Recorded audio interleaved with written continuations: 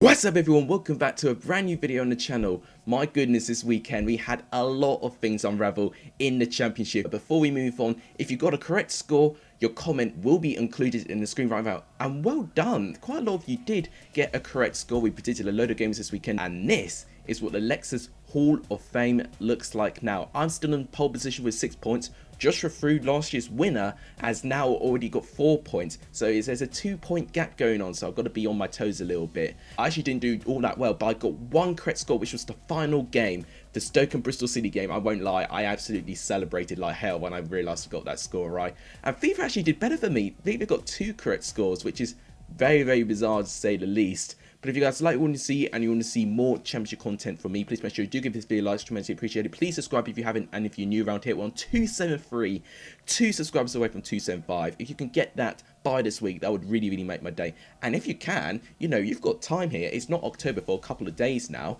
Try and push for 300 before October starts. That would be absolutely incredible. That would really make my day. If you haven't noticed on my Instagram, my table predictions were posted on Instagram, and let me just say, a lot of people didn't like it.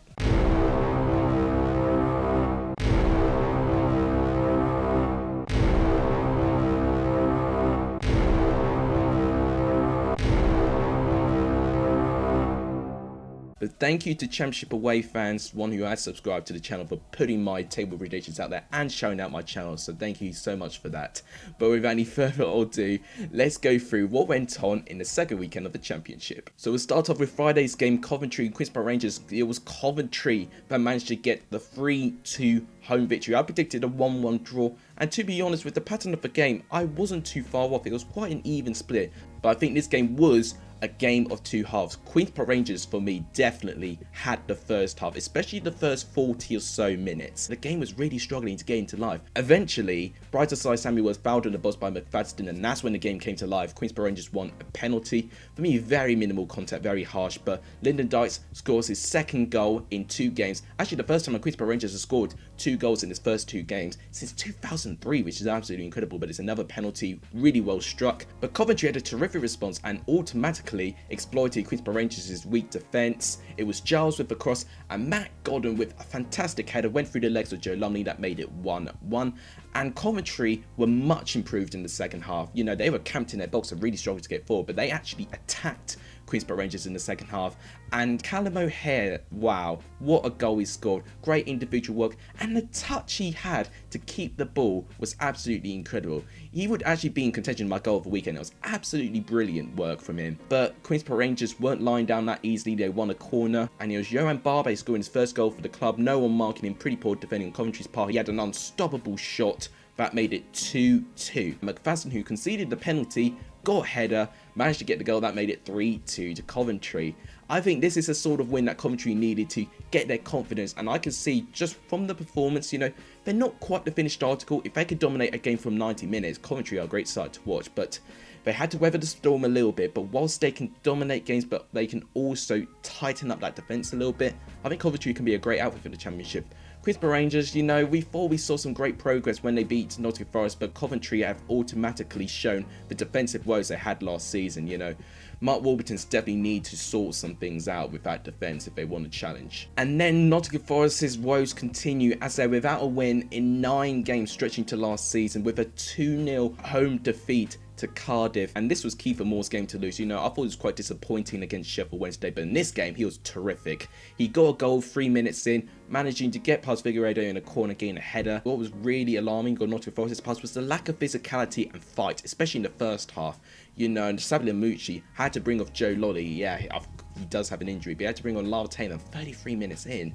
That's not a good sign to make a change that quickly. Change the formation, and it didn't work because Cardiff scored pretty soon afterwards. Once again, very poor defending, and Kiefer Moore was just at the right place, right time, tapping the ball in past Brice Samba. That made it 2-0. However, having said that, Nottingham Forest were improved in the second half, but in the first half, Lewis Grabban should have scored. The ball hit the tip of his boot and it went over the bar, but practically from 2 and a bit yards out, he should be scoring from there. Absolutely poor on his part.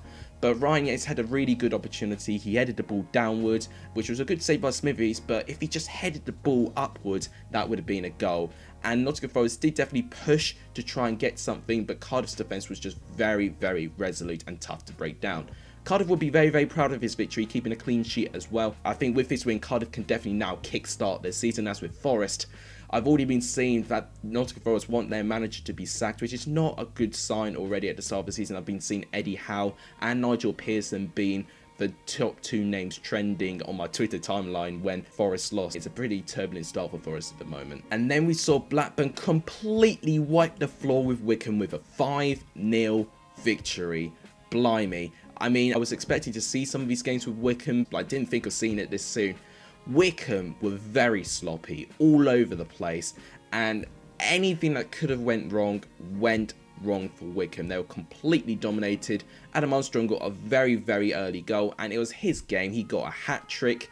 Both of his goals were absolutely terrific play by him, and unfortunately for Wycombe, they just could not deal with it. You know, anytime they had a loose ball, Armstrong or one of the Blackburn players would actually link onto it and just completely devastate Wycombe's defence with their pace going forward. And salt was rubbed into the rooms when Darius Charles got sent off after playing a very poor touch, putting Adam Armstrong through one-on-one on goal. He had to bring him down like what Andreas Christensen did against Liverpool yesterday. And the bad thing for Wycombe is it could have been more for Blackburn, but they'll feel quite lucky it's only 5.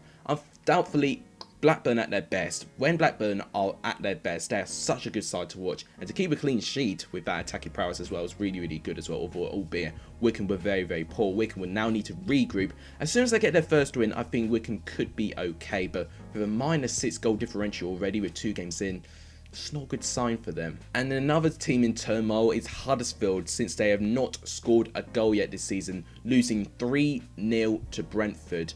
Now, this game in the first half especially took a very long time to get going. Huddersfield had a couple of opportunities, especially from corners. That was when they were looking their most dangerous. But this attacking philosophy you're supposed to use Carlos Corberán's possession play, you know, I'm not seeing any of that with Huddersfield at the moment. I just don't think they can adapt to the system, and seeing something very similar with Jonathan Woodgate trying to teach the Middlesbrough players a completely different system. It just doesn't gel overnight, and automatically if you're not good at your own system, you're going to get punished for it. Ultimately, Brentford weren't good in the first half, but in the second half they were much better. Brian Mbeumo being my man of the match in that game. He was absolutely terrific and made things happen. Josh Da Silva got the first goal, very nicely taken by him. And some brilliant play by Mbeumo for the second goal, managing to find Force completely unmarked and not offside. He has a simple tap in that made it 2-0 to Brentford. And Mbeumo finished it off with an absolute screamer to make it 3-0 to Brentford. It was the final nail of the coffin for Huddersfield. That win was very much needed for Brentford. It now goes to show that Brentford do still have the quality and no signs of a hangover. If they can continue this against tougher opposition, then I think Brentford can definitely be up there in the Championship table. Now, as with Huddersfield, still not scoring a goal, I feel like they need to be very, very careful with this Carlos Corberán project. How long are they going to keep it going, especially if they don't produce any goals? A very solid Luton continue their 100% start with a 2-1 victory over Derby County. Derby having a very poor start to the season as well, not picking up a point yet. But Luton Town will be pleased with this. They took the lead with a fantastic cross by Elliot Lee, which managed to meet Luke Berry, who managed to get a tap in that made it 1-0 to Luton Town. And Luton were continuously dangerous, especially from their set pieces and plays. Although Derby were a little bit improved in the second half, their new signing Josriat looks such a good player. He assisted Derby's equaliser, charging forward in the box with confidence. He laid it off to Jack Marriott, who scored his first goal since January the 2nd. That made it 1-1. And Derby did look a little bit dangerous, but it was Luton that managed to take their chances. Reece Norton-Davies with a fantastic cross on the left-hand side met the head of Jordan Clark. That made it 2-1 to Luton. Derby right now are in a pretty poor run of form at the moment. You know, they got knocked out of the Carabao Cup by Preston, where they should have won that. They were taken to penalties against new to the Football League Barrow. It's not good signs at the moment for Derby at the moment, if I'm going to be honest. And in terms of Luton, right now, they're in the top 3 of the table, which I'm absolutely starstruck by. They've won all their games in all competitions, and they beat better 100% championship recorders Reading as well.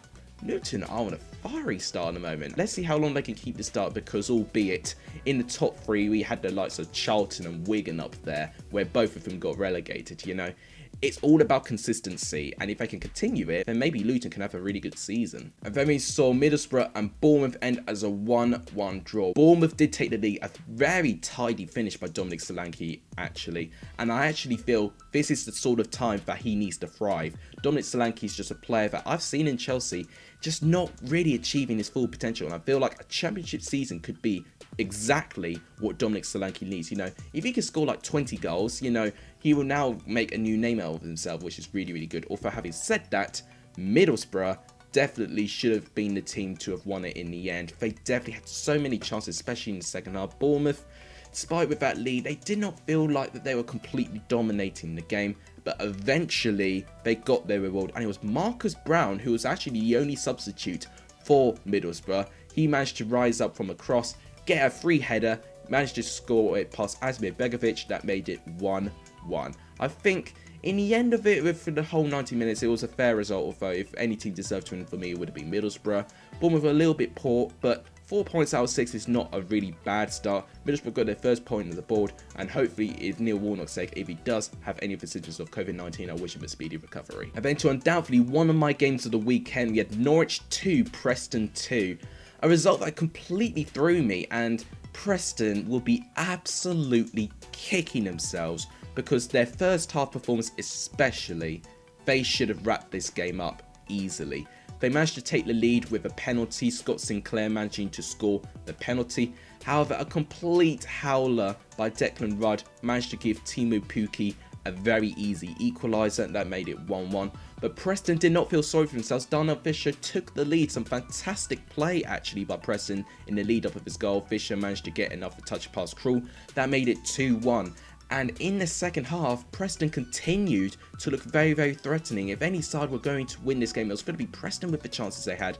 However, I do concern with Preston about their fitness levels. When their fitness levels dropped, Norwich pounced, and despite them not playing well, it's a sign of champions to get something even when you're not playing well. They did it against Huddersfield, and they did it against Preston as well. And as Placheta, one of their new players, actually looks such a player actually, managing to get the goal, but he had a very easy opportunity where he skied over the bar as well. So if anything, with the chances, Norwich probably should have won the game, but with the pattern and the better football, Preston were definitely the better side. And I do fear for Preston that if they could just improve their fitness, Preston could be a very, very dangerous team to play. And away from home, you know, I've been very critical of them, but that was a very good away performance. If they can continue that, Preston, I think, will be up there. As with Norwich, once again, it's 4 points out of 6, just like recently relegated Bournemouth as well. But performance-wise and with the squad they have, I'd be expecting a little bit more, if I'm going to be honest. But I think give it time with the new signings, I think Norwich could look really, really good. And very saw Reading continue their 100% start with a 2-0 victory over Barnsley. I mean, what's going on with Barnsley at the moment? They're really, really struggling. They've not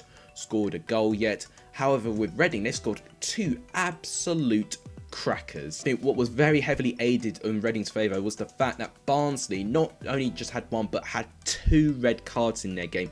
Helik got sent off, very, very silly for what he did, and that was in the first half, so Barnsley had a mountain to climb to try and get something from this game. Took a little bit of time for Reading to get the breakthrough, but eventually from a corner, Reading managed to get the breakthrough, and in fact pretty similar circumstances. The corner's cleared, but the player outside the box strikes the ball first time into the goal. I think Yaku Mate scoring the best one of that. His goal was absolutely brilliant, well struck, completely perfect technique. Scores his first goal back from his suspension that he served in the final game of the season. That made it 1-0 to Reading. And very similar circumstances with the second goal. Corner cleared, Michael Elise outside the box. Not as good as Mates, I feel, but very well struck. That made it 2-0. And at that point, they were down to 9 with Mads Anderson collecting a second yellow card. Barnsley overall, I feel like they just give them time and eventually they'll play well. Reading right now, I mean, Panovic is proving to be the man for the job right now. 2 wins out of 2, Reading first place in the table. And I did say in my table predictions, Reading could be absolutely anywhere, and right now they are at the top. Let's see how long Reading can keep up their consistency, because what a story that would be to see Reading promoted. We now go to Rotherham and Millwall, which ended as a 1-0 away victory to Millwall. Not much really went on in this game, not the best game in viewing, although it was Millwall who will collect the 3 points. And it was Iweke who was the hero previous game, but he's turned into the villain of this game. Gave the ball away very cheaply, and Jed Wallace nicked it off him, 1-on-1, couldn't miss, that was 1-0 Millwall. And that is a very harsh lesson for Rotherham, that if you make one mistake in this level, they'll punish you for it. And that's exactly what Jed Wallace and Millwall did. Rotherham right now, I think it's good that they already collected their first win, but I do fear they're not going to score enough goals. Freddie Ladapo has kept very, very quiet in this game, and right now, if they don't score enough goals, I'm not going to see enough from this Rotherham side that they can definitely guarantee their survival. As with Millwall, didn't play all that well, didn't really test Rotherham all that much. It was a pretty bland game to say the least, but I will say with that win, I think that's very, very key for Millwall now, and I think definitely with the squad they have, they should be performing a little bit better, but a win's a win and Millwall will definitely take it. Now we go to two games with two 0-0 draws. We'll start with Sheffield Wednesday and Watford, which ended 0-0. Game of two halves for me. Sheffield Wednesday had the first half, definitely threatening, especially from their free kicks and their corners. Watford did very, very well to defend their set pieces. Watford was by far the better team in the second half. There was a really good passage of play between Chalobah and João Pedro, and it was Patina, who I think that's his name, had a shot, but it was well saved by Cameron Dawson, and Dawson made some terrific saves, one from Glenn Murray in the second half as well. It's pretty disappointing from Ivic that they didn't manage to gain anything out of it, and actually just like their relegated rivals with Norwich and Bournemouth, Watford have 4 points out of 6 as well. Very interesting how the three relegated sides are actually quite similar at the moment. And as with Sheffield Wednesday, they're now on -8 points. I felt a win was definitely needed, but with 5 sides still on 0 points, you know, they're going to give Sheffield Wednesday plenty of opportunity to try and catch up. They are appealing their 12-point deduction, to be fair, and if they win that appeal, they'll have 4 points, which is automatically better, but they got to continue to fight. And then we go to Swansea 0, Birmingham 0. Honestly, this game was pretty boring, apart from the throat grab that Tate managed to make on Toral. I mean, what was he doing there? I mean, I wouldn't know, because I don't know why he'd reached out that way. I don't even know what Toral said to him to aggravate that, but it caused a brawl just outside the tunnel. But for the rest of the game, pretty boring to say the least. Birmingham were very drilled defensively. I say Swansea had better chances. Morgan Gibbs-White and Mark Gueye went very, very close, but Neil Etheridge was equal to their shots, making his first game as Birmingham's shot stopper. And I'm really pleased for him, actually, with his performance, because he didn't have a lot of football, had a really bad injury at Cardiff. Smithies kind of took over him, but I'm glad he's getting first-team football now, because it's just reminded me how much of a great goalkeeper Neil Etheridge is. But with the game overall, Birmingham have not conceded a goal yet, Swansea have not conceded a goal yet. Both defences proving to be very, very well organised, so I think both of them will have good seasons if they can score more goals. And then to yesterday's game, Stoke and Bristol City, which was 2-0, and I cannot believe I got this one right. But it's Bristol City that took all 3 points here, and what was very key is that they took the lead just before half-time. I think that was very crucial. Chris Martin kept the ball alive, crossed it to Naki Wells. He turned the ball around well, shot it past Davis. That made it 1-0 to Bristol City. And going into half-time 1-0 up is very different than going to half-time 0-0. And I think that really helped Bristol City. Stoke had a couple of moments, but they just didn't create anything all that threatening. They did not have a shot on target in the entire game, and that's from the home team. Sam Kluskos was lucky that he didn't concede a goal in 4 minutes in, because his terrible back pass to Davies was intercepted by Wells, but Davies did well to stop him. In the end of it, it was 2-0, which was what I predicted. Andre Weimann getting the goal. Brilliant work from him. That made it 2-0 to Bristol City. Bristol City are the last team to have a 100% start at the moment. There's a lot of Bristol City fans excited for this season now. I'm just telling you to calm down, and myself included, because normally this happens. Bristol City start pretty well in the season, get a good streak going, but then a bad streak comes. Now, if this bad streak continues with the squad with a new manager in Dean Holden, you know, I feel like it's the players. But if Dean Holden can continuously get his team to perform on a consistent level, with the amount of confidence that they have and the amount of options they have going forward, Bristol City, I mean, this could be their season to lose.